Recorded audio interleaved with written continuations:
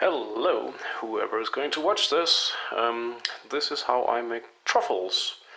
So these are the ingredients that I'm going to be using and the amounts. So you need some kind of cake. I normally prefer something chocolate, but this one that is chocolate vanilla also works perfectly fine. You could potentially use other ones, but flavor might affect the outcome of the truffles, so you would have to play around with that. But something like this, it should be somewhat dry. This here is a rosca, I think it says. Yeah, rosca. But it's basically chocolate cake. So, well, chocolate vanilla. So you need that. You need chocolate. I normally prefer not super dark, but like half darkish or semi-dark. So you need about 100 grams. So this bar has 100, so I'm going to be using this. For this specific one, I'm going to use marmalade, and I prefer raspberry, so that's what I've got here. You could use other things, but this is the one I prefer. And in the end, you need, well, you don't need to, but I normally want to cover them in something. And I'm going to go with coconut here, well, shredded coconut. You could also use sprinkles. These are very common in my country, but I do just prefer the coconut. I think they give a better taste, and this is just pure sugar, so why? So that being said, you could mix in different things. You can play around with that as much as you want. But since this here, the cake, is dry, you need something that is wet, let's say. So that's why marmalade and the chocolate, which I'm going to be melting in a moment. So you can play with that. Sometimes I put vanilla in there, which is also perfectly fine, just liquid vanilla. But I've also tried with orange juice, and I don't recall what else. But there are other things. So it's basically just play around with it and see how it is when it comes out the other end. But anyways, let's get started. So for my recipe, I'm going to be using 300 grams of the chocolate cake here. So 300 grams. And I'm going to crumble it in my bowl. So just cut pieces, 300 grams, crumble it into small pieces. And just do that with your hands. That's perfectly fine. So I'm going to do that off camera and come back when I'm ready. Okay, I have now crumbled up the cake. So as you can see, it's just tiny pieces. Try to get the pieces as small as you can, but like sometimes you have slightly bigger pieces. It's not a big problem, but smaller is normally better. I guess you could use a machine for this, but why make more of a mess? Also, a little bit of a hint, it's always good to have a little bit of extra cake, just in case, because, well, eventually when we mix everything together, it needs the perfect kind of consistency. So you may need to add more cake. You will see, and I'll show you when we get that far. So now it's time to grab our chocolate and melt it. So about 100 grams of chocolate. You could go with more if you wanted more chocolatey flavor, but I'm going to go with 100. And again, I'll do that off camera. But yeah, just break it into pieces and put it in a pot, like I have here. So, be back in a moment. Okay, welcome back. I have melted my chocolate. So, just melt it there, right off the stove. And you just need to put this into your cake. So, as much as you can get out of your pot, put it into here. If you prefer to melt your chocolate in the microwave, I guess you can also do that, but whatever works for you, just melt the chocolate.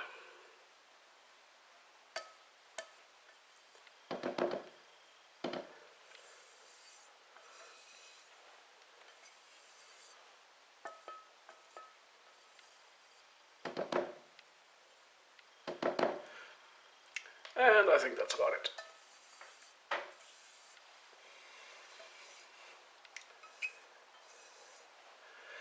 So that's about it. Be right back. Okay, so chocolate is still there. Now I want to put my marmalade. And you should put around 50 grams probably, but again, if you want a stronger flavor of whatever marmalade you use, you add more, maybe less chocolate. You can play around with that, but for this recipe you should put about 50 grams. I'm not going to measure because I've done this before, so I'm somewhat good at estimating how much that is. I can always put more, and I have more cake if I need to. So that should be about it, I think. So cake, melted chocolate, and marmalade. Give or take 300 grams of cake, 100 grams of chocolate, and about 50 grams of marmalade. Something to that effect. And now you just mix everything together.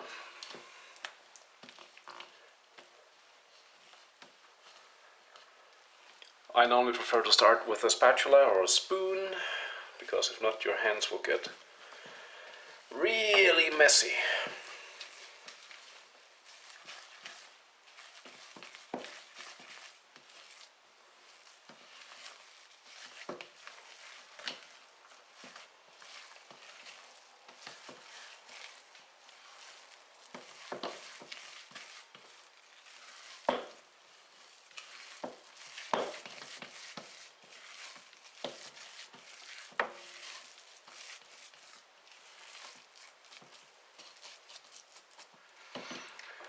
So now it has pretty much been mixed together, and it wasn't supposed to happen, but I can see here that this is too wet. So I think I put too much marmalade. Oops, but kind of good, because now I get to show you what you do. But let me show you this first. So if I take this and I kind of play around with it, it's very liquid. It's very, very soft. You can't really do much with this. So very obvious as this is too dry, and my fingers are getting very nasty here. And now I can't actually turn off the camera, but I need to wash my hands and then add some more cake. So I'll be doing that.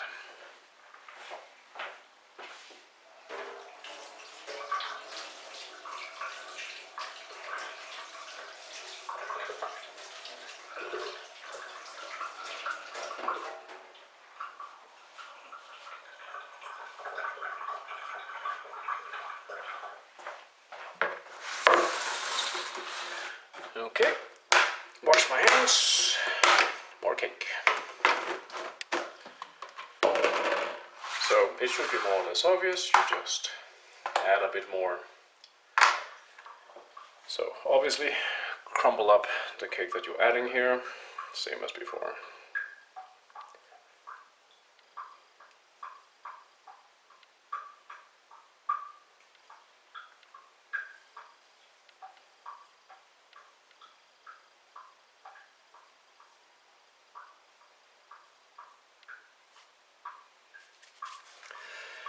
Now I don't know if that's going to be enough, but let's mix and see.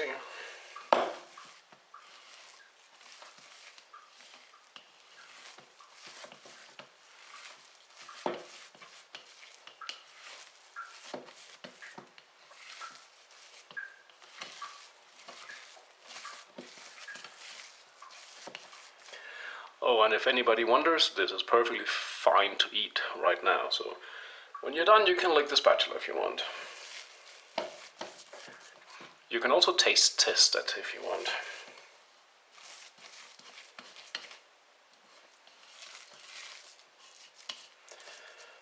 So this is definitely feeling better. Let's see. Can I roll? Yes, I can. I'm still getting a little bit dirty here, but it's definitely better than before. I think I'll just add a little bit more cake, and then it should probably be okay.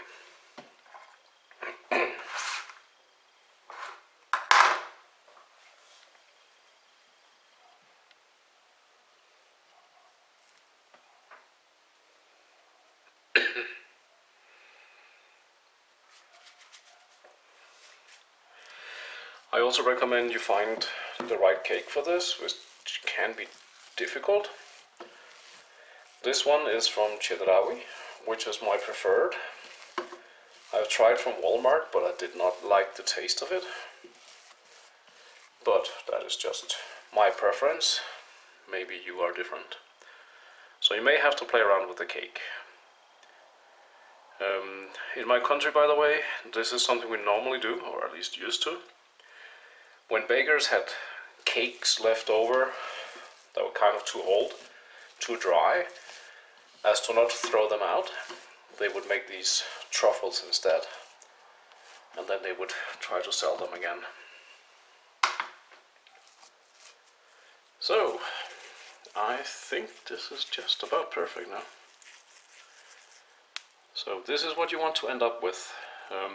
You can decide the size here, you can make them as big as you want. It's really up to you.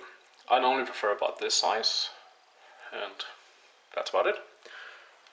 So I'm going to get ready for the last part, which is adding the coconut. But I'll stop the recording. Where is it? There. So you could potentially use the coconut here right off the package, but some of the pieces tend to be quite big and they are a little bit hard because they're dry. So what I'm going to do is I'm actually going to put them down in the blender here and give them a little bit. It's really quick. Depending on your blender, you might want to do half the bag and then empty it out, and then the second half, but I normally put them in here first to make really small pieces. It makes it easier to eat, I think. So I'll be doing that. Be right back. So I have shredded my coconut, so it kind of looks like this, which is kind of perfect. There we go. So I'm going to show you how I do one and then kind of the finished result. And since I already have the one that I kind of made before, I'll just use that. So you roll whatever size here you want, put it over here, and this is also why it has to be a little bit wet so it sticks. So just roll it around like that, and that's perfect. So you take it and you put it, I normally prefer Tupperware because then I can put it wherever I want. And that's it. So I'm just going to do that a bunch of times. I'll see you at the other end. Okay, so I finished and this is what I got. So what is that? 12 plus another 7. So 19. Some of them are a little bit bigger than others, like this one here is definitely bigger than some of the other ones there, but that doesn't really matter. And I pretty much used all my coconut. If I had much more left, I would probably save it for next time, but I'm going to throw it out. So I'm going to put these in the fridge, but they don't really need to be there. I mean, don't keep them in sunlight, obviously, but you could have them on your countertop, I suppose. But I'm going to put them in the fridge because they are a little bit on the softer side. They could probably have used just a little bit more cake. But it's fine. Specifically the last ones were definitely a little bit moist, let's call it that. But yeah, they should be able to last some days, 3, 4, 5 days maybe. I would probably recommend taking, if you're going to serve them like for visitors or guests, take them out an hour or so before you need to serve them so they aren't super cold. But other than that, that's it. You can eat them right now. So I hope you like them. Anyways, bye bye.